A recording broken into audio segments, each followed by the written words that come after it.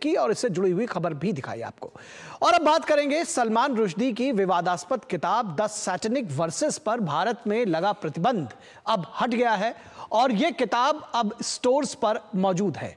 Delhi high court ने एक याचिका पर सुनवाई करते हुए किताब की बिक्री को अनुमति दी। इस बीच पुस्तक पर बैन के समर्थन और विरोध के साथ ही इसको लेकर एक नए किस्म की सियासत भी शुरू हो चुकी है। जाने माने उपन्यासकार सलमान रुश्दी की विवादास्पद किताब द सैटेनिक वर्सेस लंबे प्रतिबंध के बाद एक बार फिर भारत में लौट आई है। बैन के 36 साल बाद हाईकोर्ट की अनुमति के साथ ही किताब भारत में बिक रही है। सितंबर 1988 में प्रकाशित द सैटेनिक वर्सेस ने वैश्विक आक्रोश को जन्म दिया, विशेष रूप से मुस्लिम समुदाय के कुछ वर्गों ने, जिन्होंने उपन्यास पर ईश निंदा होने का आरोप लगाया। दुनिया भर में हिंसक विरोध प्रदर्शन हुए और किताबें जलाई गईं। धार्मिक समूहों के दबाव में तत्कालीन प्रधानमंत्री राजीव गांधी ने 5 अक्टूबर 1988 को पुस्तक के आयात पर प्रतिबंध लगाने के लिए सीमा शुल्क आदेश जारी किया। पुस्तक पर प्रतिबंध लगाने के फैसले की धार्मिक दबाव के आगे झुकने के रूप में व्यापक रूप से आलोचना की गई थी। 1988 में इस किताब पर बैन लगाया गया था और अब कुछ दिन पहले ही इस पर से बैन हटा है। दिल्ली हाईकोर्ट ने इस किताब पर से बैन हटाया है, ये बोलकर कि उस वक्त जो सरकार थी वो उसका नोटिफिकेशन जो है इम्पोज का वो नहीं जमा कर पाई, तो इसीलिए इस किताब से बैन उठा है। खूब लोग आ रहे हैं फिलहाल ये किताब खरीदने के लिए, जानने के लिए उनके मन में एक बहुत जिज्ञासा है कि इस किताब के अंदर ऐसा क्या है।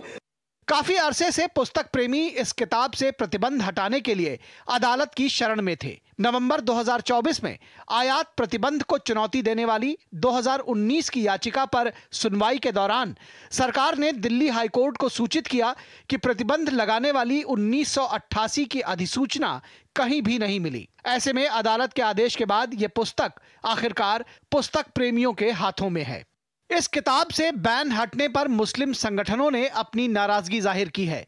तो सूचना एवं प्रसारण मंत्रालय के सलाहकार कंचन गुप्ता के मुताबिक भारत में विरोध प्रदर्शन से पहले ही केवल एक वर्ग को खुश करने के लिए पुस्तक प्रतिबंधित कर दी गई थी। अगर इस किताब को मार्केट के अंदर आती है तो एक बार फिर से मुल्क का माहौल खराब होने का खतरा है। लिहाजा मैं भारत के गृह मंत्री, भारत के प्रधानमंत्री जी और भारत सरकार से ये अपील करूंगा कि इस विवादित किताब, सलमान रुश्दी की विवादित किताब को पूरी तरीके से भारत के अंदर प्रतिबंध रहना चाहिए। Unfortunately, India under Rajiv Gandhi was the first country in the world. It has that dark distinction. It became the first country in the world to proscribe the satanic verses. And that's why it is important that the book should be available once again.